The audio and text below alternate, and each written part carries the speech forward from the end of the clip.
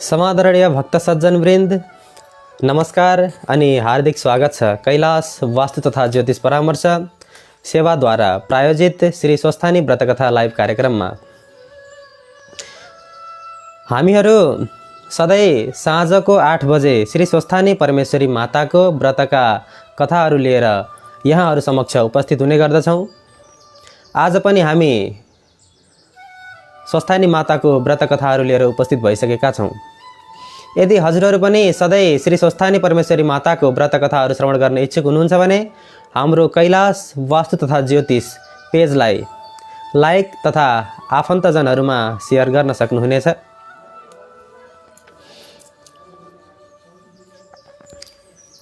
हामीले हिजोसम्म 12 अध्यायसम्मको कथाहरू श्रवण गरेका थियौँ। आजबाट हामीले त्रयोदश अध्याय अर्थात् 13औं अध्यायको कथा श्रवण गर्नेछौँ।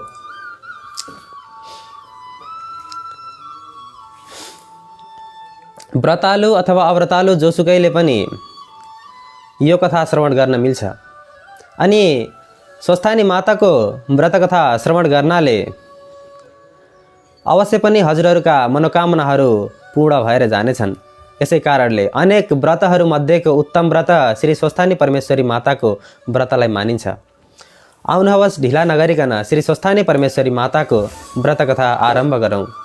कृपया कथा आरम्भ गर्नु पूर्व हातमा यथाशक्य चन्दन, अक्षता, जौ, तिल, फल, पुष्प आदि लिएर श्री स्वस्थानी परमेश्वरी माताको चरण कमललाई आफ्नो हृदयमा ध्यान गरेर कथा श्रवण गरौँ।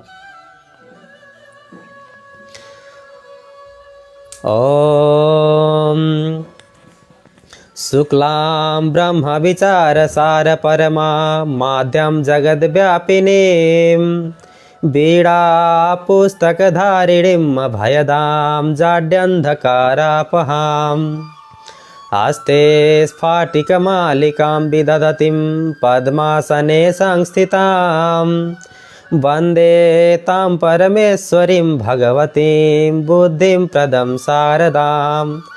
ओम श्री सरस्वती देव्यै नमो नमः।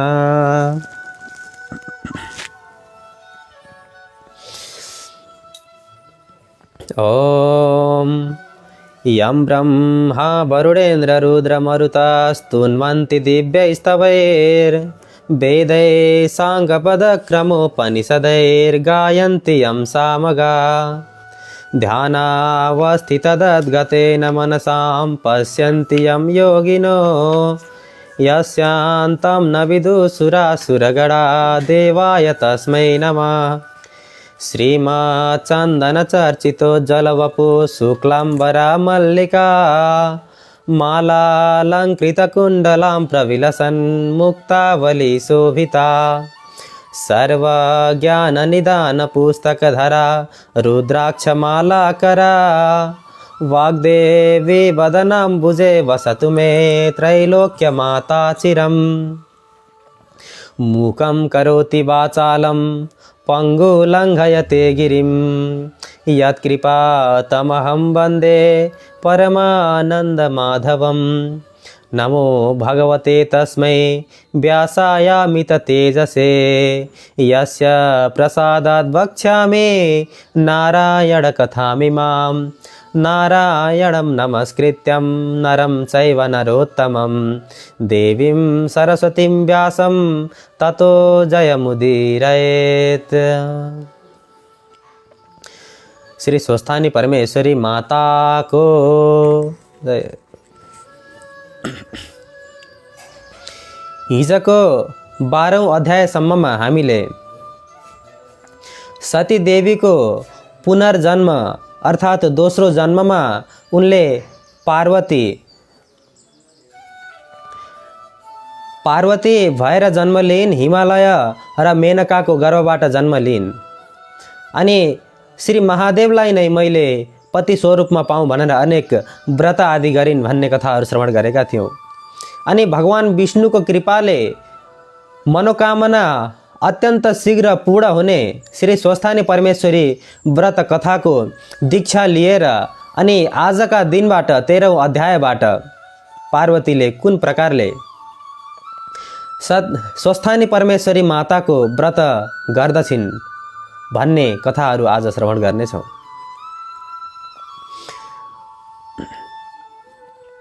अगस्त्य मुनिले सोध्नुहुन्छ,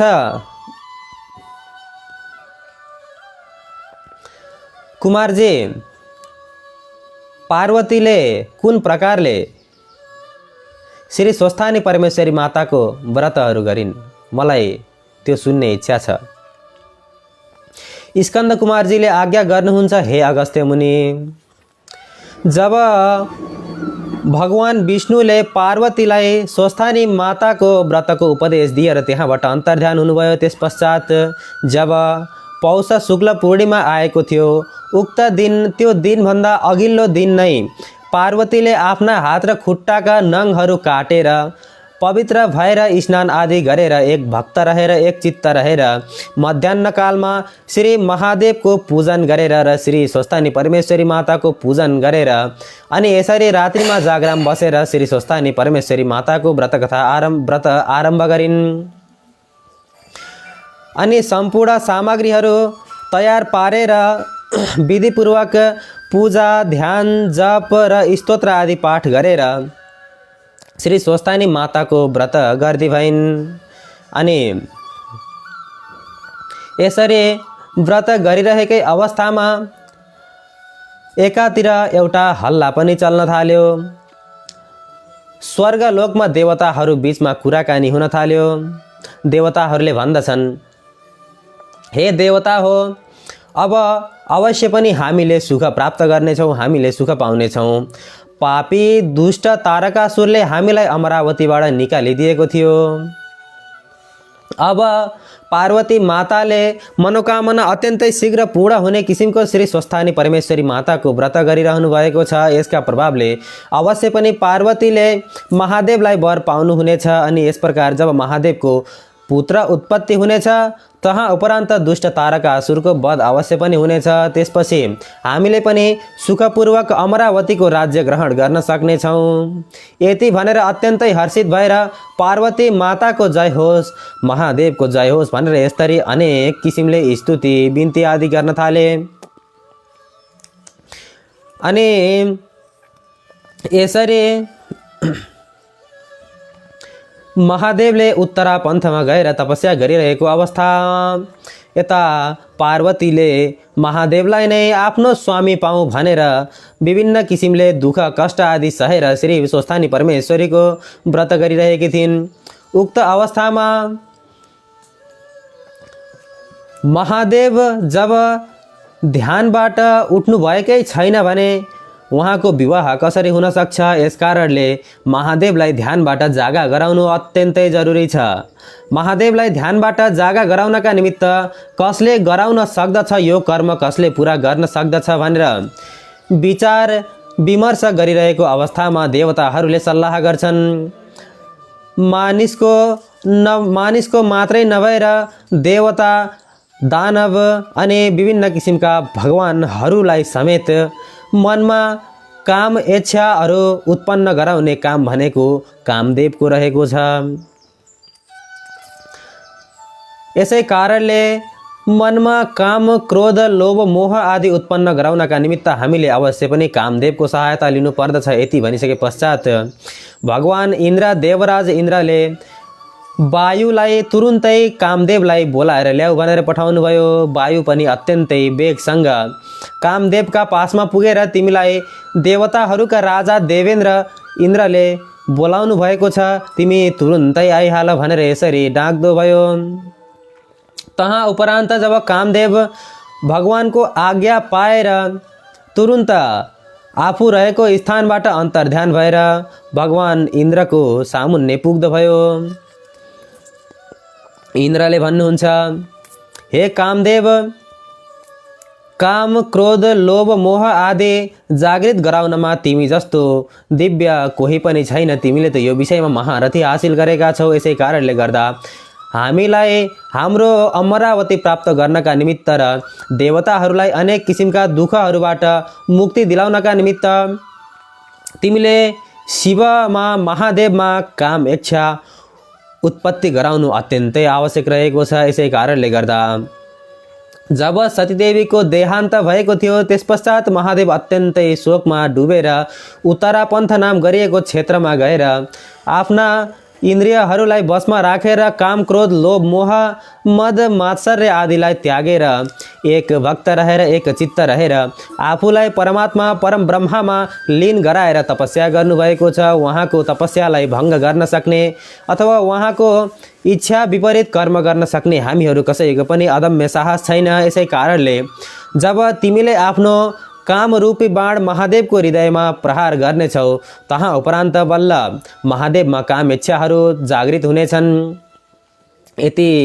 यस्ता प्रकारले बारम्बार कन बिन्ती आदि गरिसके पश्चात कामदेव अवश्य पनि मैले महादेवका निमित्त भनेर महादेवको काम इच्छा जागृत गराउनका निमित्त मैले यो कर्म गर्नै पर्दछ भन्ने जानेर हो देवेन्द्र हजुरले उत्तम कुरा भन्नुभयो। मैले अवश्य पनि यो कर्म गर्नेछु भनेर त्यहाँबाट बिदा हुँदा भए।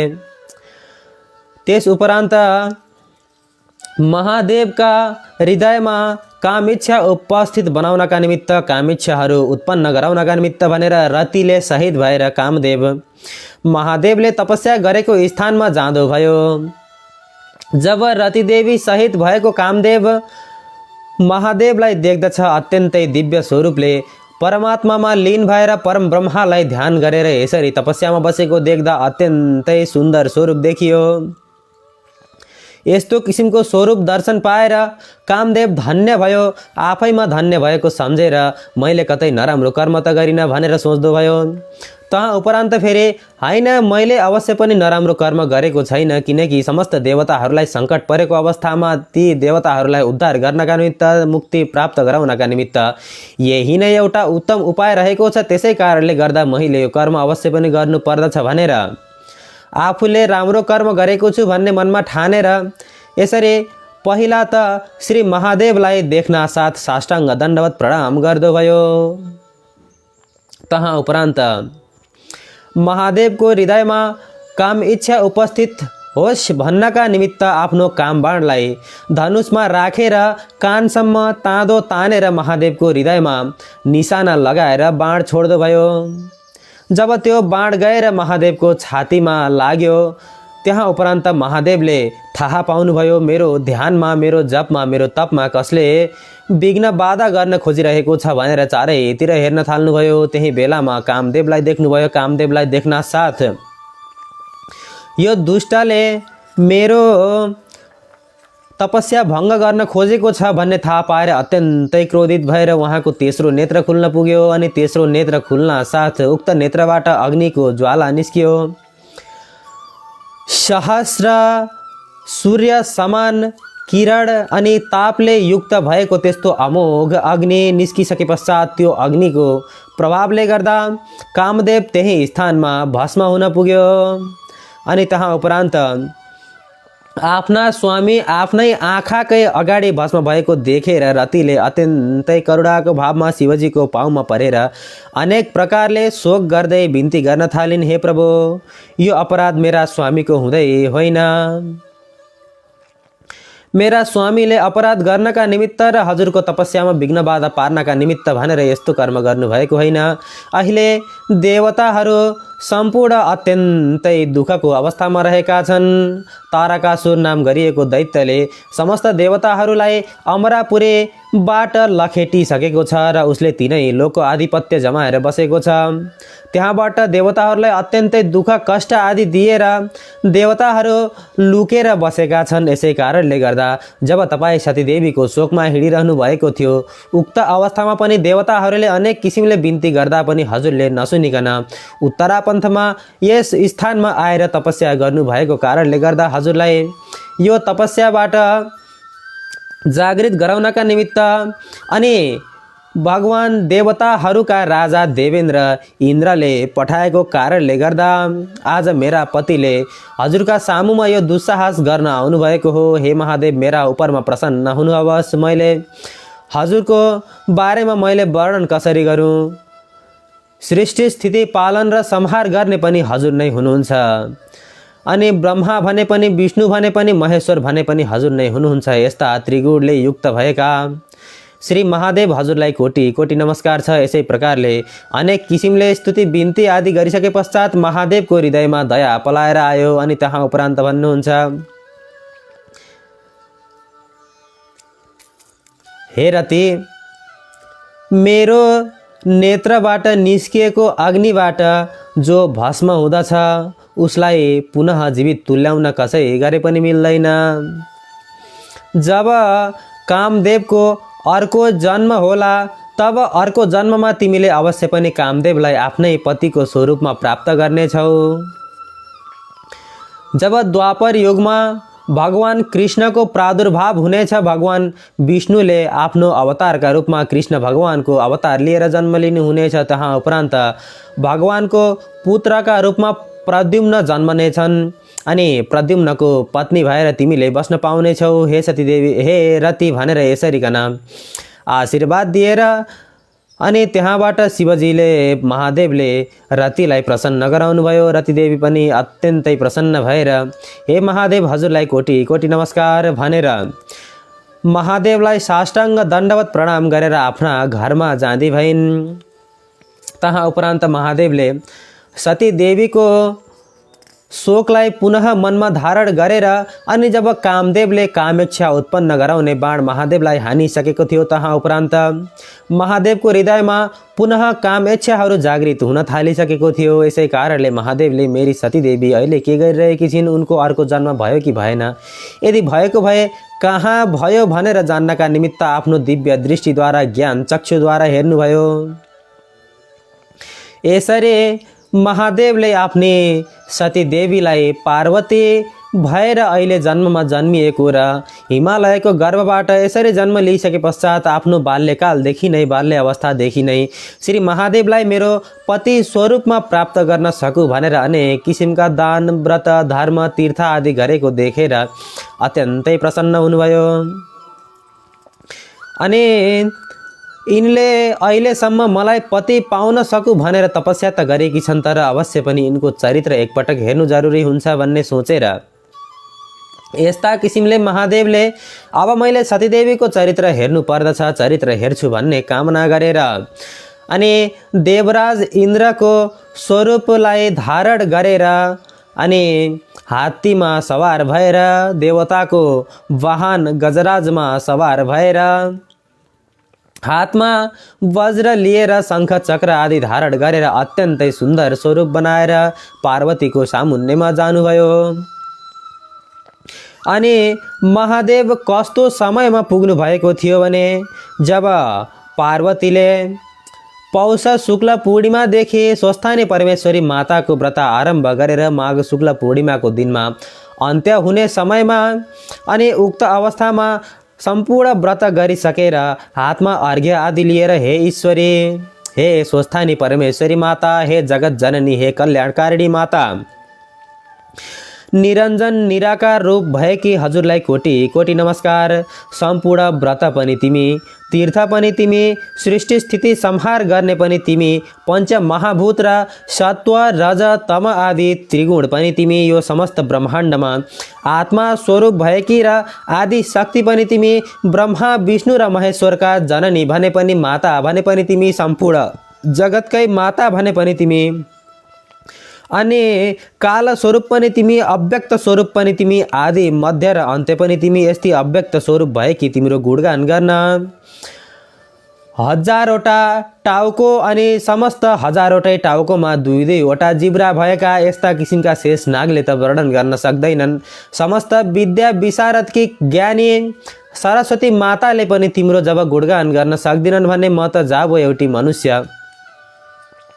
यस्ता प्रकारले मैले त तिम्रो वर्णन कसरी गर्न सक्दछु हे जगत जननी। यसै कारणले गर्दा मेरो पूजाले प्रसन्न भएर मेरो प्रार्थनालाई स्वीकार गरेर मैले चढाएका भक्ति भावबाट अनि पूजा आदिबाट र प्रसादबाट प्रसन्न हुनुहोस् भनेर अष्टोत्तर शत प्रसाद तयार पारेका प्रसादहरू झिक्न थालेको बेलामा इन्द्र स्वरूप महादेव प्रस्थान गर्नुभयो। तब पार्वतीले इन्द्रलाई देखेर अत्यन्तै प्रसन्न भएर मेरा लागि श्री स्वस्थानी परमेश्वरी माताको उत्तम व्रत भनिदिनुहुने यस्तो व्रतको उपदेश दिनुहुने यस्ता भगवान विष्णु आउनुभयो भनेर उहाँलाई प्रार्थना गर्नुभयो र यथायोग्य सत्कार गरेर हे देवराज हे इन्द्र हजुर के कति कामले यहाँ आउनुभयो भनेर आज्ञा गरिन्।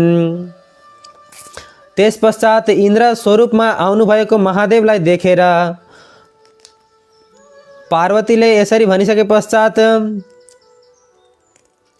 इन्द्र स्वरूपमा आउनुभएका महादेवले भन्नुहुन्छ हे पार्वती तिम्रो श्रद्धा भक्ति देखेर म अत्यन्तै प्रसन्न भएकी छु। तिमीले स्वस्थानी व्रतको पारायण गरेकी छौ। श्री महादेवलाई स्वामी भाउ भन्नका निमित्त तिमीले यस्तो कठिन व्रत गरेकी छौ। तर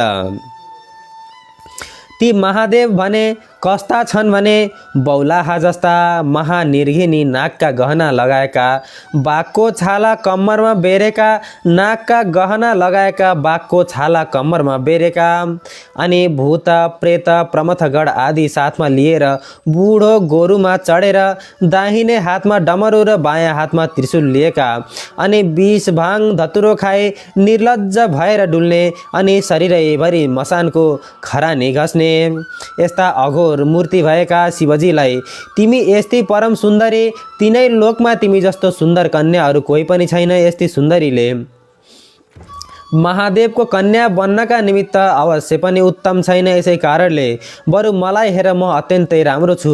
जब म गजराजमा सवारी भएर हातमा वज्र लिएर उपस्थित हुन्छु उक्त अवस्थामा म त्रिलोककै सबैभन्दा सुन्दर देखिन्छु। यस्ता कारणले तिमी पनि त्रिलोकमा अत्यन्तै सुन्दरी कन्या छौ। यसै कारणले बरु तिमीले मलाई पति स्वीकार गरेर तिनै लोकको अलभ्य सुख भोग गर। यस्ता प्रकारले आज्ञा भइसके पश्चात पार्वती अत्यन्तै रिसले क्रोधित भएर हे इन्द्र तिमी अत्यन्तै पापी रहेछौ, तिमी अत्यन्तै दुष्ट रहेछौ। मैले त आफ्नो बाल्यकालदेखि नै श्री महादेवलाई पति रूपमा प्राप्त गर्न सकु भनेर अनेक किसिमका तीर्थ व्रत आदि गरेकी छु, अनि अहिलेको अवस्थामा त अत्यन्तै उत्तम व्रत श्री स्वस्थानी परमेश्वरी माताको व्रत समेत गरेको छु। तिमीले यस्तो पावन स्थानमा आएर, यस्तो पुण्य क्षेत्रमा आएर, यति उत्तम धाममा आएर यस्तो अनर्थ कुरा गर्यौ। तिम्रा कुराहरू अवश्य पनि भन्न लायक कुराहरू थिएनन्, तर तिमीले यस्ता कुरा गरेका छौ। यसै कारणले गर्दा मैले तिमीलाई श्राप दिन्छु, म तिमीबाट अत्यन्तै रुष्ट छु। यस्ता प्रकारले जब पार्वतीले देवराज इन्द्र सम्झेर अनि हातमा जल लिएर जब श्राप दिन लाग्नु भएको थियो, त्यही अवस्थामा महादेव डराएर भन्नुहुन्छ हे पार्वती पर्ख, श्राप नदेऊ।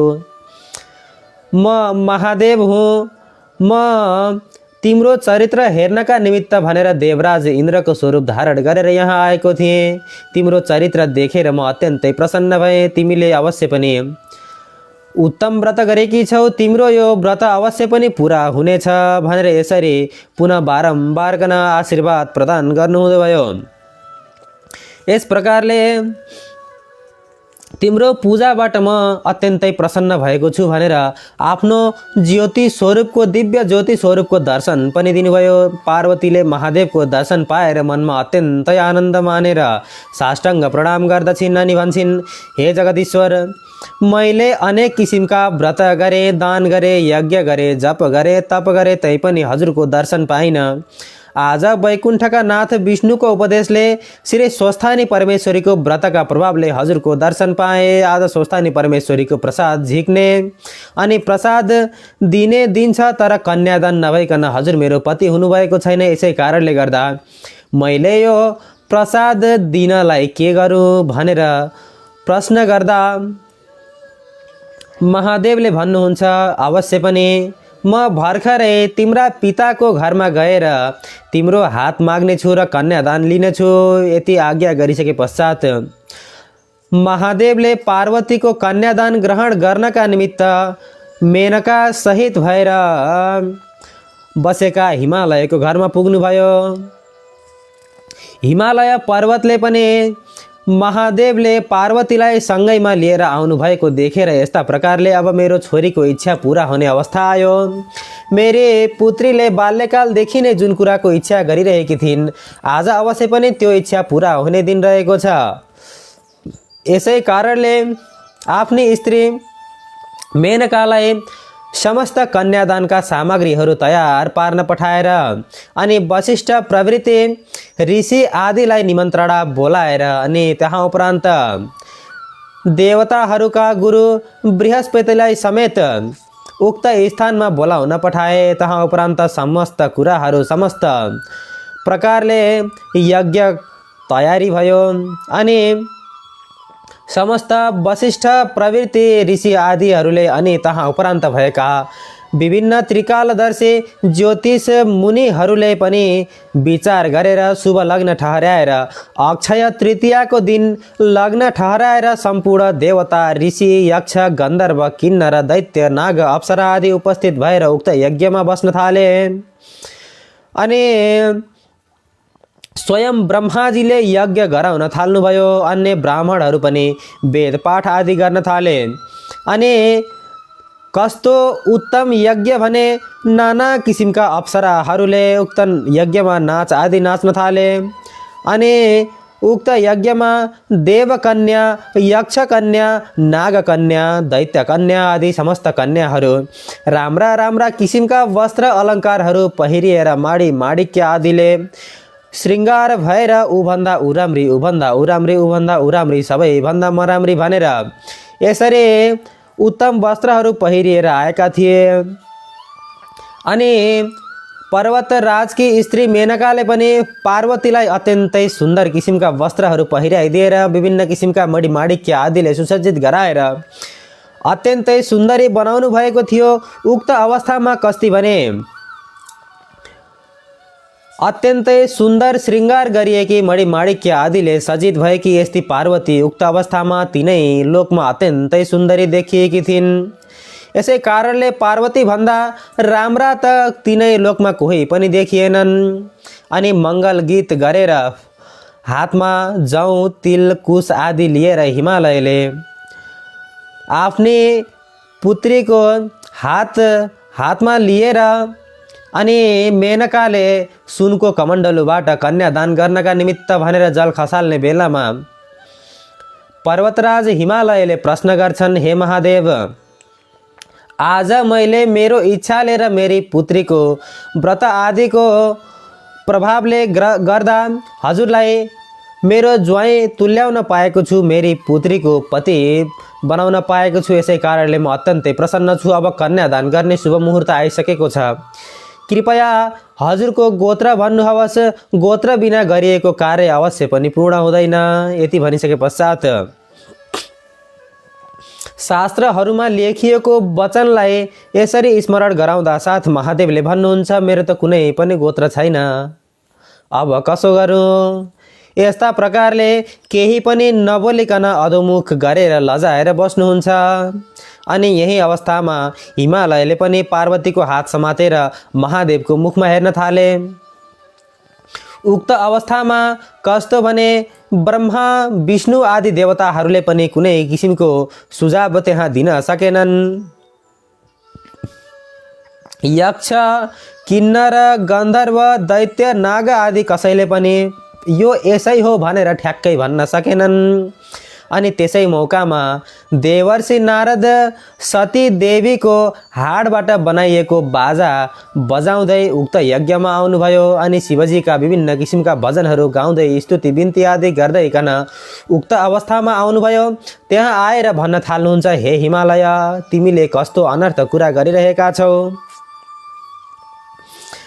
जसले केवल आफ्नो इच्छाले सम्पूर्ण ब्रह्माण्डको सृष्टि स्थिति र संहार गर्दछन्, जो अहिले देख्दाखेरि त एउटै छन् तर आफ्नो मायाले ब्रह्मा विष्णु र महादेव यसरी त्रिगुण स्वरूप धारण गरेर बसेका छन्। जो संसारको आदिमा अर्थात् सुरुवातमा पनि यिनै थिए अनि मध्यमा पनि यिनै छन् अनि सृष्टिको अन्त्यमा प्रलय पश्चात पनि यिनै नै रहनेछन्। यस्ता किसिमका महादेवको जब जन्म नै भएको छैन, जब मृत्यु नै हुन सक्दैन भने उनी कोबाट जन्मिए अनि उनले कसको गोत्र ग्रहण गर्नु? उनको कुनै गोत्र नै छैन। उनको गोत्र नहुनु स्वाभाविकै हो, उनको गोत्र पनि हुँदैन। यस्ता कारणले तिनै लोकका अधिपति महादेवलाई ज्वाइँ बनाउन पाएका छौ। यो तिम्रो अत्यन्तै ठुलो भाग्य हो। समस्त 14 भुवनमा भएका र समस्त जीवात्माहरूका हृदयमा बसेर पाप र पुण्यको साक्षी भइरहेका यिनै निरञ्जन निराकार स्वरूप पनि यिनै हुन्। यस्ता ईश्वरको महिमा वर्णन गर्न त हजार जिब्रा भएका शेषनाग र सम्पूर्ण विद्या विशारदकी खानी सरस्वतीले पनि सक्दिनन्। यस्ता कारणले मैले त छोटो समयमा कसरी वर्णन गर्न सकुला र।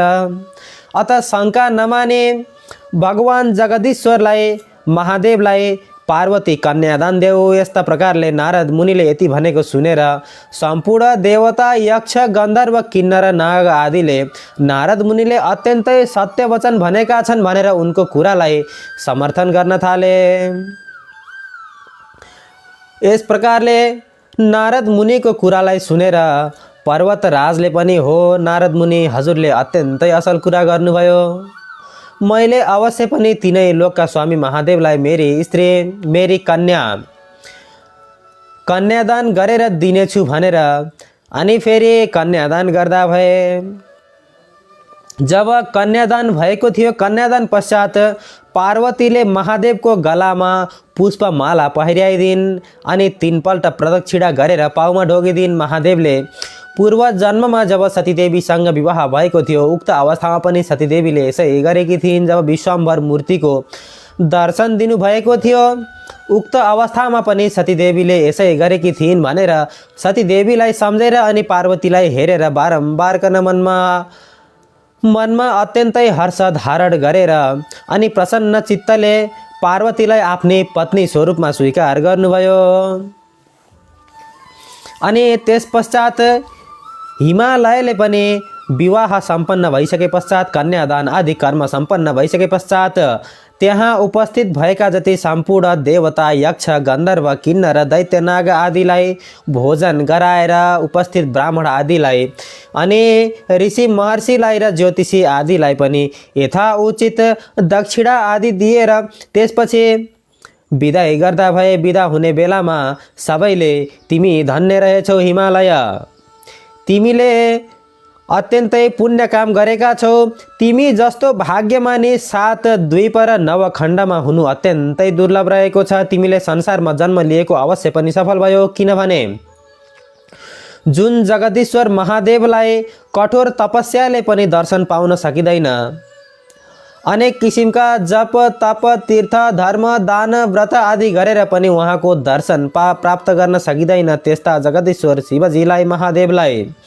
तिमीले ज्वाइँको रूपमा प्राप्त गर्न सकेका छौ। यसै कारणले गर्दा तिम्रो यज्ञमा आज हामीहरू आउनाले हामी पनि अत्यन्तै कृतार्थ भएका छौँ। यस्तो पावन र पुनित यज्ञमा तिमीले हामीलाई बोलाएका छौ, यसै कारणले तिमीलाई धेरै धेरै धन्यवाद छ भनेर अनि विभिन्न किसिमका आशीर्वचनहरू पनि प्रदान गरेर अनि त्यहाँबाट बिदा भएर आफ्ना आफ्ना आश्रममा जाँदा भए।